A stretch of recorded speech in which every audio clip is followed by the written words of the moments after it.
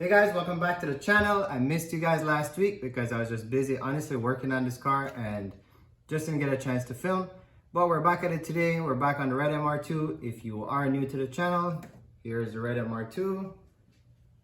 This is the latest project and it is actually an in-between project because we were working on a 2GR project on my white MR2 and this one kind of fell into place and I just had to jump on the opportunity. So if I go right over here, so you just saw the red MR2, this is the 2GR build. So a lot of you guys who subscribe, you're engaged because of the 2GR build. Please hang in there. The problem is I have this engine, I have this car, and I have the other car outside. So I need to get this one out of the garage so we can start working on this. So just hang in there, we will get back to this, okay? A lot of good content coming up on this if you plan to do your 2GR MR2. This engine, if you're curious, this is a Gen 4 build that I had. This was originally going to go into my white MR2, but I decided to go 2GR. So the good news is I have two cars that need, well, they don't need engines, but potentially could get an engine swap. So I have the option of a Gen 4 or a V6 2GR engine. But let's focus on what we're doing today. We're working on the red MR2. So I'm going to bring you guys through and show you where we're at. All right, so let's start off with where we are today. So right now I'm looking in the bay of the red MR2. This is the 2.2 liter NA engine. We got it to start. It did not necessarily run because I needed a fuel pump. So I took the fuel pump out, and if you're following the series, you know this car is full of rust. So what we're trying to do, or what I'm trying to do right now, is basically clean this thing up, strip it down so I can get it to a body shop. I'm very close to doing that. The engine bay, it looks 100 times better than what it was when we first got the car. I painted a few pieces, as you can see, took the header off, painted that up, cleaned up the valve cover, cleaned up all the wires, and this is the result as of right now. Now, this is by no means done, but I'm gonna send it to a body shop hopefully, and of course you guys know, if you've sent your car to your body shop, you know dust, a lot of crap is gonna fall over it, so I didn't go too crazy on it. But for my peace of mind, I wanted to get this engine bay clean. So let's just appreciate where we are right now. Engine bay is clean, a lot of pieces are out. Last video, I actually did the oil pan, so we sealed the oil pan so this thing would not leak. I have not put oil in there yet, so I'm gonna put some oil in today. And then, you know, I got very close to kind of getting this car ready to go to the body shop, so I had the windows down and I'm like, all right, let's bring the windows up. And the windows stopped working, so I'm like, they worked when I put them down, and then they stopped working. So today's video, basically what we're gonna do is figure out what's going on with these windows, what's going on with the power locks, and solve that problem today and just kind of move on. So let's get some oil in this engine and let's get to the windows next.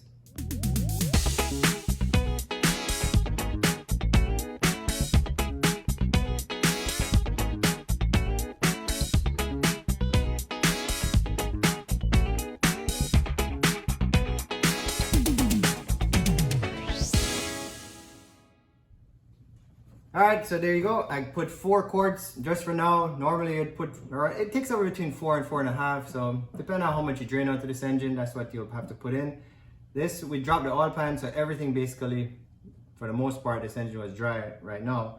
So I put 4 quarts. Once we get this engine started, we'll use a dipstick, we'll check the oil level. But I think for now, we're good with 4, at least when we get this thing started. So this is it for the engine bay. I'm gonna now take you guys inside the car. We're gonna go show you what's going on with the window and we'll get that fixed. But thanks for watching, guys. I appreciate you guys tuning in and just kind of hanging with me while we mess with these MR2s. As you guys know, I'm very excited about that, so stay tuned. And I just want to point out, if you guys update everyone, if you're heading to Bear Mountain next week, that's that Bear Mountain MR2 meet in New Jersey, let me know. I'll be there. I'm going to be hanging out with the TCS guys. So please, if you watch the channel, I'd appreciate meeting you guys, kind of talk a little bit of MR2 shop. And yeah, just look forward to going to that event and meeting some of you folks or getting new subscribers as well. Well guys, so I figured out the culprit for this window situation. So I'm going to plug this in just to show you guys what's going on. But this is actually the wire harness for the door on the driver's side. I'm on the passenger side because the driver door is on the opposite side and there's limited space to film. So just bear with me for a second. But essentially what happened was, you know, I was putting the T-tops on trying to get these windows up and I couldn't get them up because they stopped working. Tried everything, checked all the fuses, nothing worked. did a few tests with the wire harness in, and I realized there's power going to the controls, but for whatever reason nothing is working. Not even the power locks would work. So I decided to pull this wire harness out and kind of troubleshoot it. And I figured I'd do this video because I know this is a common problem with the MR2s, where this where wire harnesses in general, they just kind of get old and get corroded and stop working. So I figured I'd show you guys simple things how to test it. Again, I'm no electrical car mechanic, but this is what you can do at home just to try to help yourself out. So I got the harness out, and I'm going to show you what was going on and how basically you can pull it out real quickly. And then we're going to go on the floor, do some continuity tests just to see what's working, and show you guys how to at least attempt to figure out what's going on. Okay, so we're on the driver's side. This is the driver door, if you didn't know. Here's our wire harness. So if you're trying to get this wire harness out, it basically goes through here. There's this little rubber grommet that goes inside the door, and one goes inside the sub chassis of the car. So you just basically unplug these two wires. They plug into this outlet right here. For the purpose of this video, I'm gonna plug them back in. We're gonna connect up the controls, and then we're gonna see what's going on with this. Like, why is it working? Is it not working? What's going on? But guys, if you're working on this harness, honestly, if you can figure it out very quickly, then sure, go ahead. Otherwise, I'd say just remove the whole thing and troubleshoot it and put it back in. I think the time it takes to remove it and troubleshoot is probably going to be less time than you trying to work on it inside the door. So that's my recommendation. The harness, as you see it right here, it was covered and tape and stuff, so I stripped it off already. But it will basically look like this, and all you got to do is de-loom the covers, and then you can get access to the wires. All right, so let me plug it in, and then we'll see why this doesn't work. Yeah.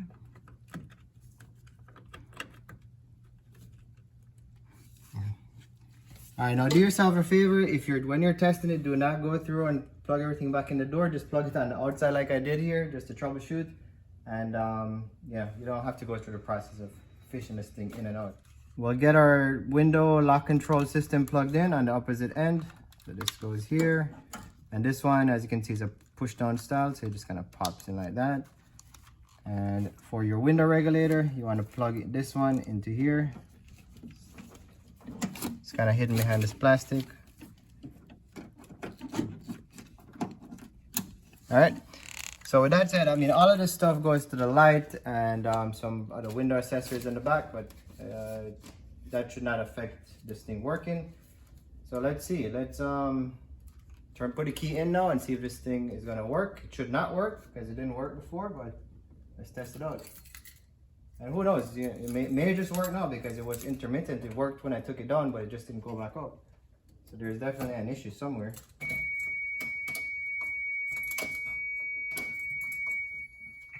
All right.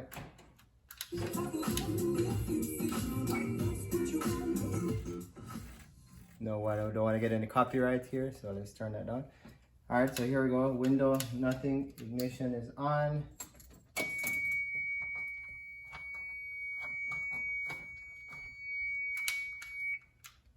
And nothing works, right?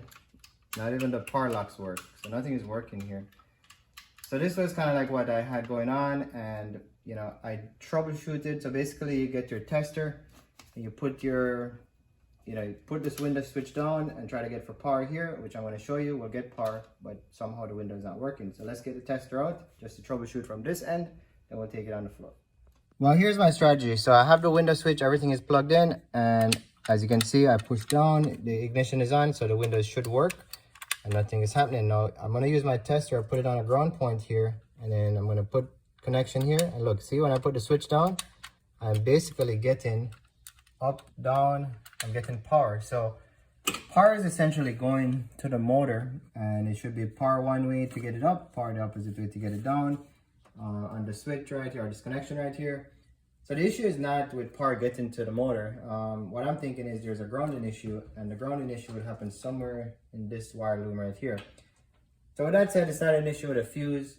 And now I'm like, okay, this is when I decided to pull the wire harness out, because I'm like, there's no way I'm going to solve it with this thing in. So let's now take this out. We're going to go on the floor or on the bench, whatever. In my case, I'm going to use my floor. And we're going to just check for continuity. Basically, let me just get this wire harness out and show you guys what I'm going to do. All right, so here's my workbench, my shop floor. whatever, however you want to call it, guys. So let's see what's going on here. So let's look at this harness. This, you get a better look, it's on the floor, you have your controls.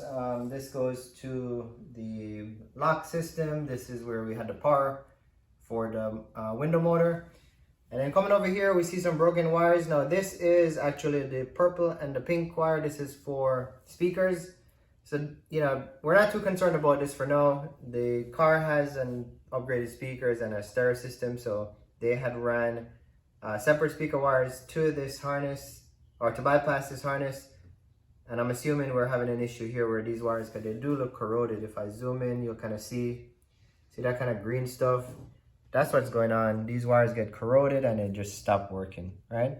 So, so I'm not too concerned about this side, because this is our speaker system. I will probably get that fixed when I start putting this car back together, hopefully. But for now, I kind of removed the loom here, and I have these two connections here. Everything else looks solid. And then in here, this is where it went from, this grommet was literally sitting over here. So this is between where the door opens and closes. So this is the area I typically gets stressed a lot. And as you can see, the speaker wire, which runs from here, should connect here. That's missing. So that's pretty much broken off right here.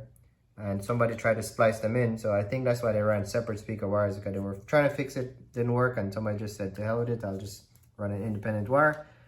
But this wire looks pretty bad. This black and red, and then there's a red wire that goes in, and it comes out here. So this looks like an aftermarket wire where somebody spliced it in. Actually, it is. You can see right here, it was spliced in. This red wire was spliced into here. So this is a point of concern. And then we have, let's see what else we got. Yeah, that's pretty much it. We have these two. This one was spliced in. So I'm going to suspect that something is going on here. So what I'm going to do is I'm going to take my tester and I'm going to put it on continuity. What continuity basically means is I'm checking if this wire is going to transfer power or ground from one end to the next. And if you touch these 2 points, you get an alarm. It tells you that there is flow, right? I'm going to use my little jumper cable here just to kind of test. So from one end of the wire to the other end of the wire. So I know that if I were to use this wire, voltage or current or whatever is going to flow through the wire. There are no broken ears, there's no gap, resistance is fine, etc. So we're going to do the same here. We're going to test these connections to see. And if I go from, let's say, this point of the wire right here, so where they spliced into here, let's see. So again, I know from here where they're spliced in, it's sending, there's flow through this point. So I'm going to continue down and I'm going to test from here, and I'm going to go to this point. And if you notice, see right here, no power, nothing. So there's a gap between here and here somehow, because getting flow up to this point, but not getting any flow up to here. So I'm going to suspect that this is definitely a problem. Whether there are other wires that are like that, I mean, we could test, you know, I can literally go from, you can go from this point, check the green wire, for example, go all the way to where it terminates and see if there's continuity. And you do that for every single wire. So you'd essentially come in, and let's say you're going to check this black and yellow wire, go in here, put your probe in, look for where the black and yellow wire comes out on the opposite side of one of these connectors. If you get your chime from your thing, you know it's working. So what I'm going to do is, I know there's a broken connection here. I'm going to use my jumper. I'm going to put a connection here, and I'm going to put a connection here. And now I'm going to test again the wire. So I'm not going to use my jumper cable. I'm going to use this, and I'm going to go down to here and see if I get any continuity. See, now that works, okay? So with that said, before I start jumping into a whole big mess, I'm gonna use a jumper. I'm gonna go plug it back into the car, see if it works. If it works, problem is solved. I can move on with my life and not drive myself crazy trying to figure every single wire out. So let's start off with that. We're heading back to the car. We're gonna plug it in and see if it works.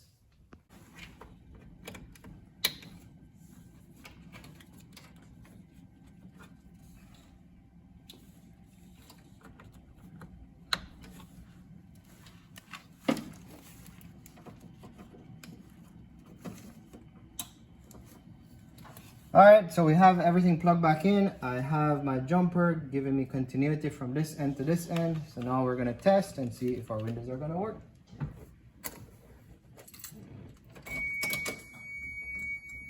This buzzing sound is so annoying. Oh, there you go. Now I got windows that are working.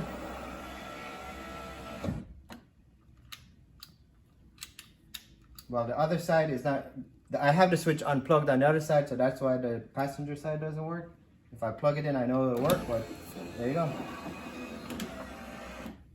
With these MR2s, both controls need to be plugged in, this side and that side. So if I have this unplugged, the driver's side won't work.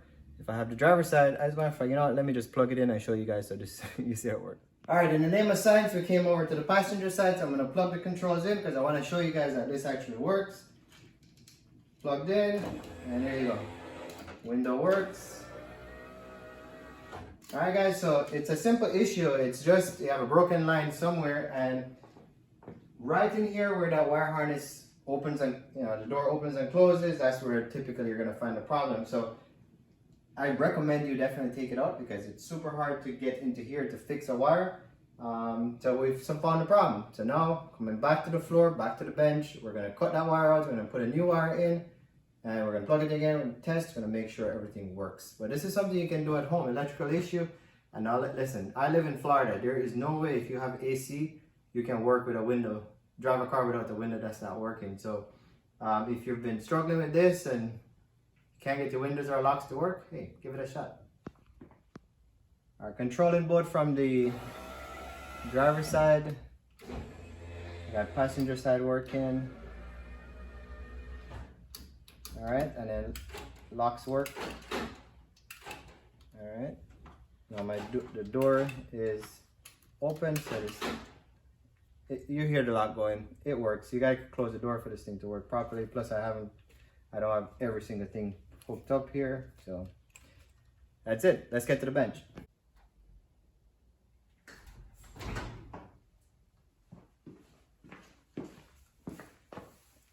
All right, so I got some wire. Hey, conveniently the wire harnesses were in my little box up there and I was able to pull it through without getting everything down. I don't have a black and white, but I have a yellow and white, so we'll work with that. So first thing I'm gonna do is I'm gonna check this wire just to make sure this wire is actually good as well. So go back to my continuity test. I'm gonna go from one end to the next and see if I get that buzz.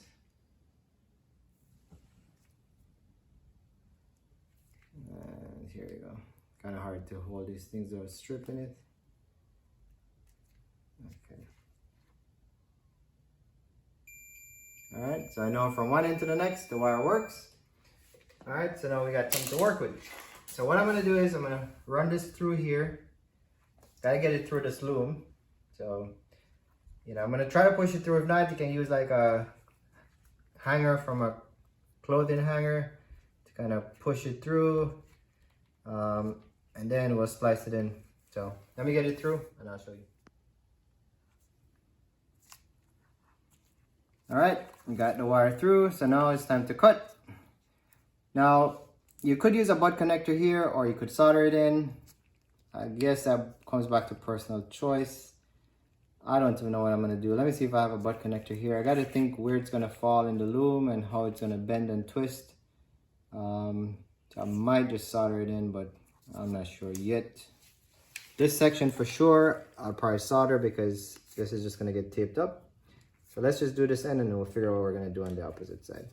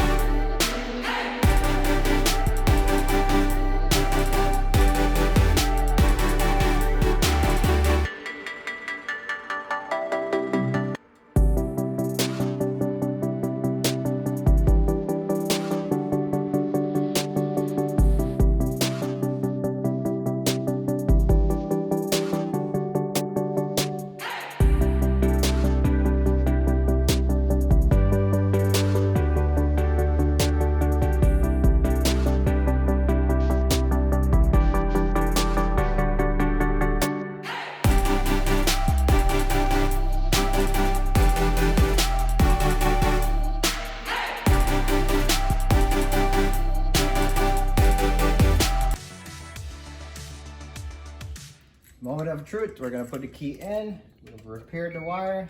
Let's see. Let's wait for this buzzing to stop. There you go.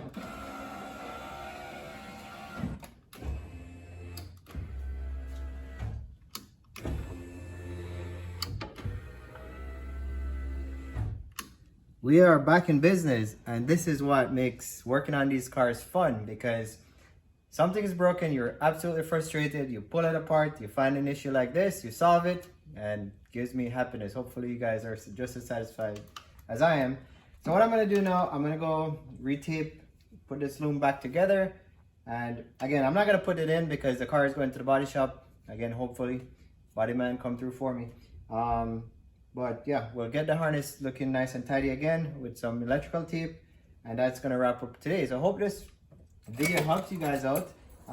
Again, very common issue with these MR2s. So, you know, I know somebody can benefit from this. But while I'm at it, let me show you before I close out. As you can see in my garage, there's stuff thrown everywhere. It's like an MR2 literally blew up. But I got to do something today because, you know, if you follow me, you follow this channel, I work extra neat, and this is kind of driving me nuts. So over here, well, actually check this out. I just got this last week. Got this off of OfferUp. It was an old HPI RS42, and it was covered in paint and dust. If I can find a picture when I bought it, I'll show you guys. I got it cleaned up, started up already. So now me and my neighbor John, who was helping me with this gas tank, we are gonna go race these things. So obviously, you know, guys, if you know, I have a lot of RC cars. I enjoy building these. So that's up and going. Engine is looking good. I can tap on the car and you don't hear rust falling off. So we have some holes in the chassis, but we're making progress. Engines are here. I'm gonna go buy some crates and get this garage cleaned up. I mean, this is just too much stuff going on. But with that said, guys, thanks for watching. I'm gonna be at Bear Mountain next weekend. So please, if you recognize me, you see me at the show and you watch the channel, hey, come up, say hi. And hopefully we get meet some new folks that, you know, if you haven't watched the channel as of today, by next week, we'll get to meet you and you can start tuning in, and we can just keep going up and up. So with that said, hope you enjoyed this video. I'll catch you on the next one.